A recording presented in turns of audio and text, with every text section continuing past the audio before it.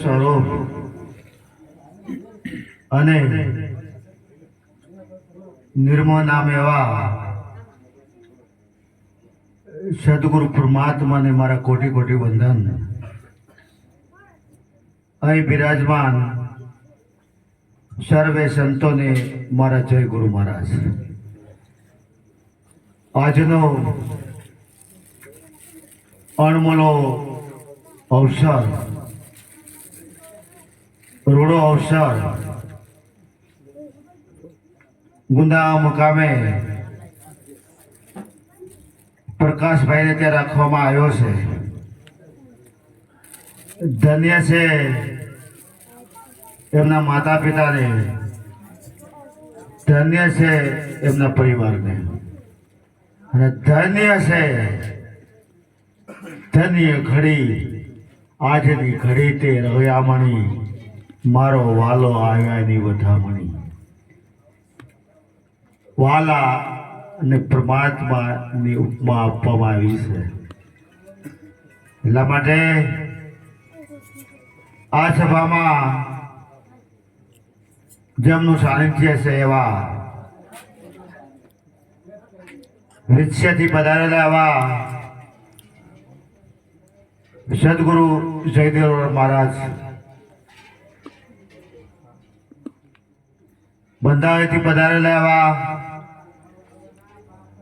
ભગવાનરામ મહારાજ, સોમલપુરથી પધારેલા એવા મોહનરામ મહારાજ, લાખાવડથી પધારેલા દેવારામ મહારાજ અને અમરાપુરથી પધારેલા એવા કુરજીરામ મહારાજ. બીજા કોઈ કદાચ અધિકારી સંતો હોય અથવા મને ખબર ન હોય, પણ ધન્ય છે કે જે સદગુરુ શબ્દના અધિકારી થયા છે. એટલા માટે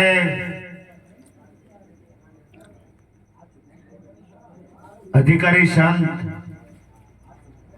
જે આ વિશ્વમાં ક્રાંતિ કરે છે, અધિકાર કોને પ્રાપ્ત થાય કે જેની માથે ગુરુની મેર હોય, ગુરુની કૃપા હોય અને એવા વિવેકી પુરુષ હોય, એને આ લાયકાત પ્રાપ્ત થાય છે.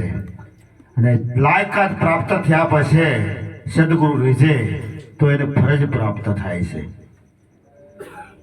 માટે સંતોને રીઝવવા માટે કોઈ બાહ્ય દેખાવની જરૂર નહીં, દેખાવ તો મૂકવાની જરૂર છે. બાહ્ય આડંબર મૂકવાની જરૂર છે. એટલા માટે આ નાની સભા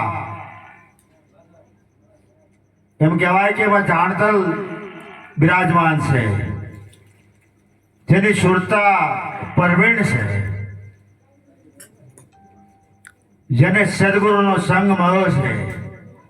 અને ખરો સત્સંગ જ એને કહેવાય છે કે ગુરુ અને શિષ્યનો સ્વાદ. માટે ધન્ય છે આ ભારતની ભૂમિને કે જેમાં જે જિજ્ઞાસુ હોય, વિવેકી હોય અને એને સમર્થ સદગુરુ મળે, અને સદગુરુ મળ્યા પછી એવું ભીતરમાં ભાવ જાગે. તો ધન્ય છે જેને આવો અણમોલો અવસરનો લાભ લીધો છે. માટે જીવન અને આ શ્વાસો, આવેલો શ્વાસો ફરી આવે કે ના આવે એની કોઈ ગેરંટી નથી. માટે આ સંતોષે ચેતવે છે. અગ્નિ તો લાકડામાં છે જ, પણ એ રહસ્યમાં છુપાયેલી છે, પણ એ અગ્નિને કોઈ પ્રગટ અગ્નિ મળે. માટે આજ અંજવાળો છે, આજ પ્રકાશભાઈનો ભાવ પ્રકાશિત થયો છે. એનું કારણ કે એને સમર્થ સદગુરુ જયદેવ મહારાજ ભયા છે. જરા વિચાર કરજો કે વિજાપુરની ભૂમિ ઉપર જે જયદેવ મહારાજ પ્રગટ થયા, જેને ઉગારામ મહારાજના આશીર્વાદ મળ્યા અને જેને મગનરામ મહારાજની પૂર્ણ કૃપા મળી, એવા જયદેવ બાપાએ આ વિશ્વમાં ડંકો વગાડ્યો વિદેશની ભૂમિમાં જેને પંચ ભૂતનો દેશ મળ્યો પણ એની દિવ્યતા આનંદ યુગ સુધી ગવાય છે. માટે એવા જ આ રશિયાની ભૂમિ અને એવા જ એવા સમર્થ સદગુરુ પ્રગટ જયદેવ મહારાજ. કારણ કે એને માથે સમર્થ સદગુરુનો કરુણા હોય, કૃપા હોય તો ધન્ય છે એવા જયદેવ મહારાજને. અને એને માથે સદગુરુની પૂર્ણ કૃપા છે. આજ હય મહીને આનંદ કરી રહ્યા છે. હય મહી અને ગામડે ગામડે જઈને જીવન જગાડી રહ્યા છે. માટે પેલા સંતોએ પગપાળા પ્રવાસ ખેડ્યો છે. ખેડા ના ખોડીદાસ મહારાજ હોય, સમાજથી ગોરધનદાસ મહારાજ પધારી અને આ ગામડા ખુલ્યા છે. તો ધન્ય છે એવા સંતોને કે પેલા એવી સુવિધા નથી, પણ જે સંતોનો ભાવ હતો ને અનેરો હતો. અને હાલ પણ દોડધામનો યુગ છે, પૈસાની પાછળ આપણે પડ્યા છે, છતાં પણ ભાવ જાળવી રાખ્યો છે એને ધન્ય છે. માટે ગુંડાના ભક્ત મંડળને ધન્ય છે. અને હવે ઓછા ન ઉતરતા પણ આપણું જીવન દીપી ઉઠે, આપણું જીવન પવિત્ર બને એવા પ્રયત્ન કરી અને આ જીવનમાં જે સેવા કરે છે એને મેવા રૂપ પરમાત્મા મળે છે. તો ધન્ય છે જેને સેવાનું ફળ પ્રાપ્ત થયું છે અને જેને સેવાનો લાભ લીધો છે એને ધન્ય છે. માટે જરા વિચાર કરજો. ભલે ઘાટ જુદા હોય પણ સર્વ ઘાટની અંદર અઘાટ રૂપ પરમાત્મા હોકારા કરી રહ્યો છે. અખંડ સ્વરૂપ હોકારા કરી રહ્યો છે. માટે જરા દ્રઢતા કહેવજો, જરા વિશ્વાસ કહેવજો.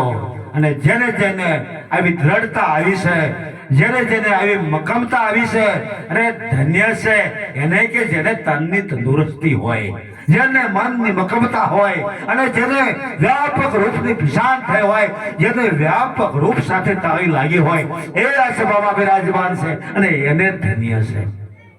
માટે આ જીવન મળ્યું છે. એમ કહેવાય છે કે આ જીવન દીપ બુઝાય છે પણ આત્મ દીપ ક્યારેય બુઝાતો નથી. માટે જ્યોત જલે પ્રેમ કી ગંગા બહાતે ચલો. એક જ્યોત થી જ્યોત પ્રગટ થાય છે. મૂળ જ્યોત જે વ્યાપક રૂપ જે ઘટમાં પ્રગટ થાય એની બલિયારી. માટે સગુણનો પણ મહિમા, નિર્ગુણનો પણ મહિમા, સગુણ નિર્ગુણ થી પર સ્વરૂપ રહેલો એનો મહિમા ગવાય છે. માટે ધન્ય છે ભારતની ભૂમિમાં આવા દિવ્ય પુરુષો પ્રગટ થયા. તો પેલા સંતો પગપા ગામડે ગામડે ફરતા હતા. સાદું જીવન હતું, સહજ સાદો પહેરવેશ હતો. પણ જ્ઞાન તો સંતો પાસે હતું, સાથે વિજ્ઞાનનો સહયોગ થયો, વિજ્ઞાનનો યોગ થયો, જ્ઞાન વિજ્ઞાન યોગનો સહયોગ થયો. અને આજે પેલા એમ કહેવાય છે કે આનંદનું માધ્યમ નવરાત્રી હતી, ભવાઈ હતી. ત્યાર પછી આકાશવાણી, રેડિયો, આકાશવાણી જે કંસે આકાશવાણી જોડી અને કીધું હતું કે તારો કાવ પ્રગટ થઈ છે. તો એ જ આકાશવાણી, એ જ આકાશ નો જે તત્વ રહેલું છે, રહસ્ય રહેલું છે, એક આકાશવાણીનું માધ્યમ આપણે પ્રાપ્ત થયું. જેમાં દ્રશ્ય નહોતું પણ શ્રવણ હતું. ત્યાર પછી દ્રશ્ય શ્રાવ્ય સાધન આપણને મળ્યું કે આપણે જોઈ શકીએ, આપણે એને સાંભળી શકીએ. દૂરદર્શન, દૂરનું દર્શન થાય. પણ જરા વિચાર કરો, કૃષ્ણ પરમાત્માએ સુદર્શન કરાયું. સુદર્શન સૌદર્શન સ્વરૂપના દર્શન કર્યા. જરા વિચાર કરો કે આ શબ્દ ઘૂમી રહ્યો છે, એને કોઈ રંગ નથી, એને કોઈ રૂપ નથી. અહીંયા માઇક્રો પણ દેખાય પણ શબ્દ ન દેખાય. આ ગગન મંડળમાં જે શબ્દ ઘૂમી રહ્યો છે એને જોઈ ન શકો, સાંભળી શકો અને સમજી શકો. સાંભળનારા તો ઘણા હોય છે પણ સમજનારા કોક વિવેકી પુરુષો હોય છે. માટે આ નેટનો યુગ છે, ઓનલાઈનનો યુગ છે કે અહીંયા જે મૂવીની અંદર જે સત્સંગ રજૂ થાય અને એ જે સત્સંગના શબ્દો છે એ દુનિયાની છેડે પહોંચે છે. માટે જ મારે એક વિગત રાખવી છે કે જે મારું ભાવિ સપનું હતું એ સપનું મારું સાકાર થયું. કેમ સાકાર થયું કે બોટાદની ભૂમિ ઉપર એવા જ સમયત સદગુરુ પ્રગટ થયા પરવીણરામ મહારાજ અને જેના ચરણોમાં એવા જ રાજુભાઈ વિવેકી પુરુષ અને એને જ્ઞાન નિરાત જ્ઞાન ધારા નામની ચેનલ શરૂ કરી અને આ નિરાતના જે સંતો છે, જે સાહેબ પરંપરાના સંતો હશે, જે નાથ પરંપરાના સંતો છે, જે ભારતના સત્ય સનાતન ધર્મના સંતો છે, એનો સંદેશો આજે દુનિયાના છેડે પકડ્યો છે. તો માટે એવા વિવેકી પુરુષ, એવા ધીર પુરુષ રાજુભાઈ ધન્ય છે. આવું સુગમ વાત કરે એની સૂચિ હોય કે એને માથે સમર્થ સદગુરુ હોય, માટે એમાં જરાય શંકા ન કરવી. એ એની સેવા છે અને એને સેવાનું ફળ મળે છે, એને પુરુષાર્થનું ફળ મળે છે અને ફળની સાથે એવી ઉત્તમ સેવા કરી રહ્યા છે. જરા વિચાર કરો કે રામાનંદ સાગરે રામાયણ અને મહાભારત આ જગતને આપ્યું. લે આજના સમયમાં ટેકનિકનો યુગ છે, માટે આજ સુવિધાનો પાર નથી. સદગુરુની દયાથી આપણને આવી સુગમ વાત મળી છે. સદગુરુએ આપણને સ્વરૂપમાં જગાડ્યા છે. નિંદરમાંથી તો બધાય જગાડે, પણ મૌન નિંદ્રામાંથી જગાડનારા આવા સમર્થ સદગુરુ મળે છે. માટે આ મોહ ત્યાગવાની જરૂર છે અને જેને જેને મોહ ત્યાગ્યો છે એને ધન્ય છે. માટે જેને વિષયો જીત્યા છે, જેને ષડરૂપો જીત્યા છે, જેને રાગ દ્વેષ જીત્યો છે ને એ ધન્ય છે. માટે આ સત્સંગથી, આ સંતવાણીથી આપણા જીવનમાં ખંત આવે છે અને જો ખંત આવે ને તો આપણા તન ટળી જાય છે અને જો તન ટળે તો સંત રહી જાય અને સંત રહી જાય તો સદગુરુનો ભેટો થાય અને સદગુરુ મળે તો આપણું જીવન સાકાર બની જાય. માટે ધન્ય છે સદગુરુને જેને આત્માની વખાણ કરાવી કે આત્મા એવું શું.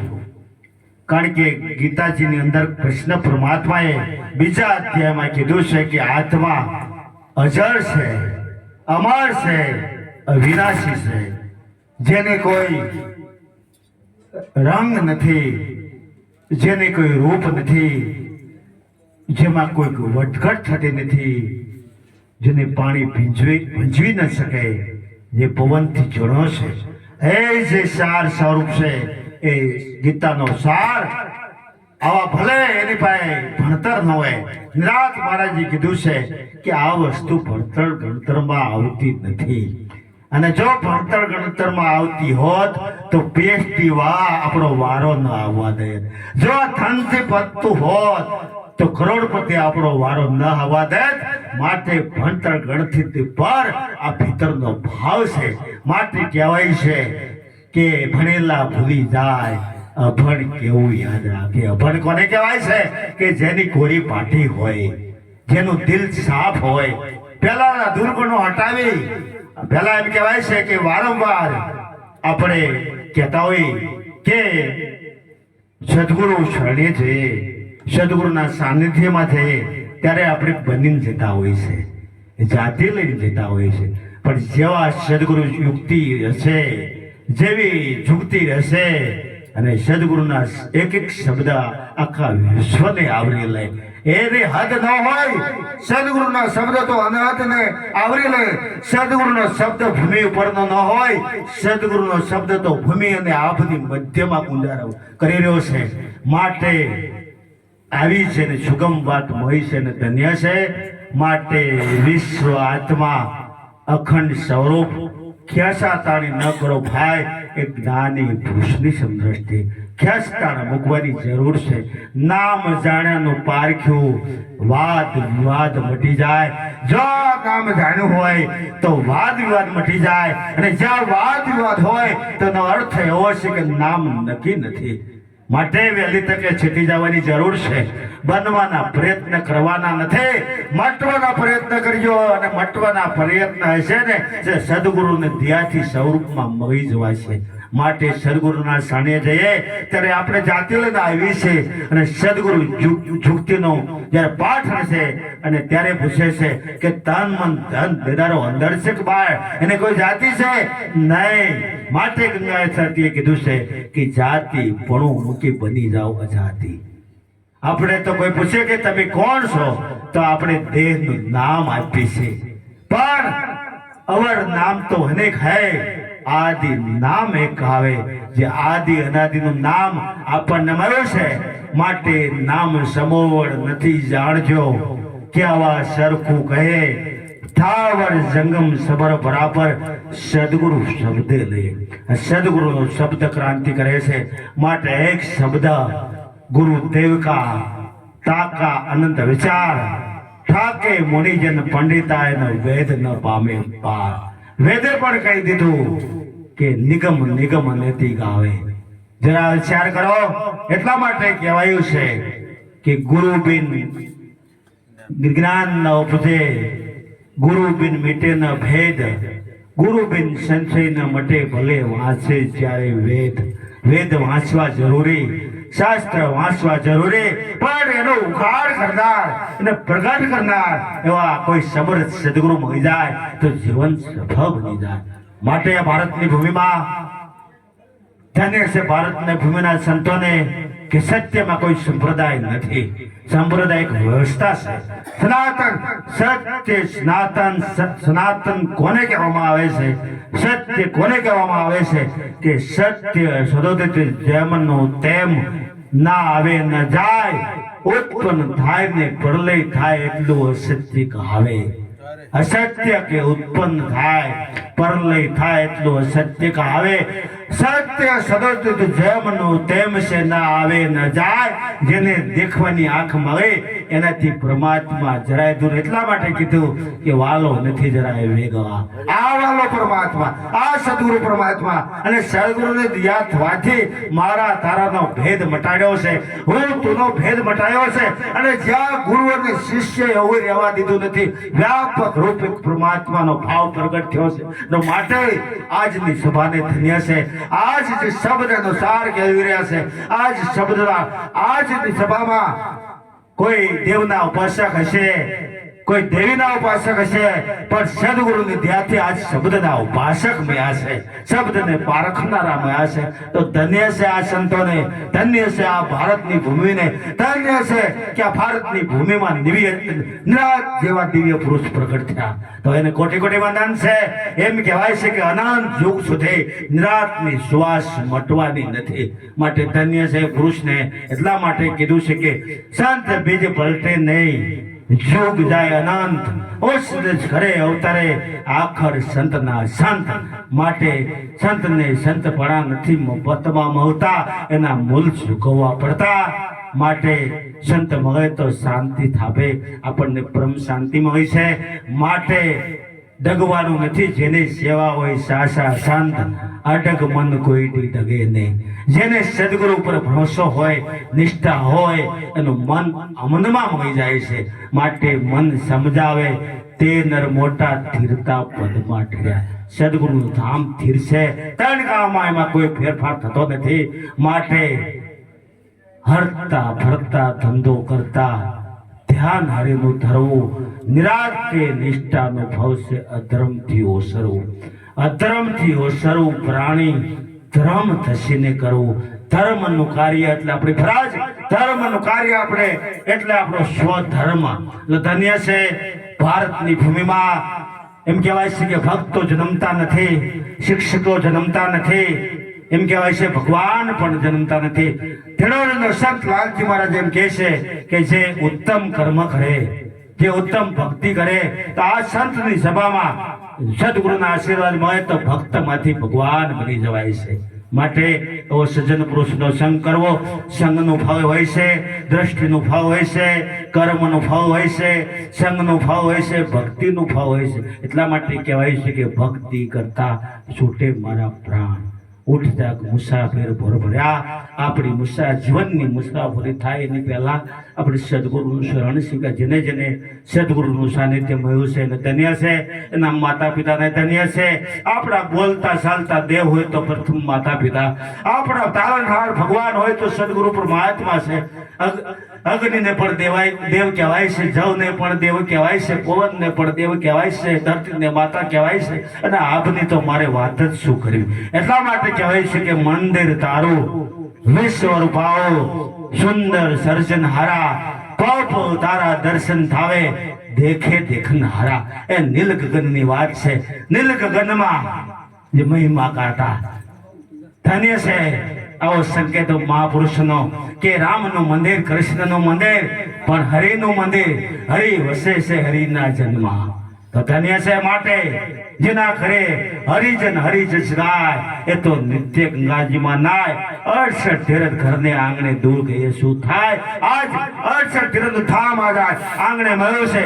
માટે આજ રે સાહેલી આંગણ સદગુરુ આવ્યા. સદગુરુ આવ્યા ને અમર વસ્તુ લાયા. આવી વસ્તુ આપણને પ્રાપ્ત થઈ છે તો આ જીવન ઉજવું બને એવા પ્રયત્ન કરી. માટે ધન્ય છે એવા સદગુરુને, એવા ધન્ય છે એવા દિવ્ય પુરુષોને. માટે આ એ બિરાજમાન એવા ધન્ય પુરુષોને, એવા દિવ્ય પુરુષોને, સમર્થ સદગુરુને મારા કોટી કોટી વંદન. બોલો સદગુરુ મહારાજની જય.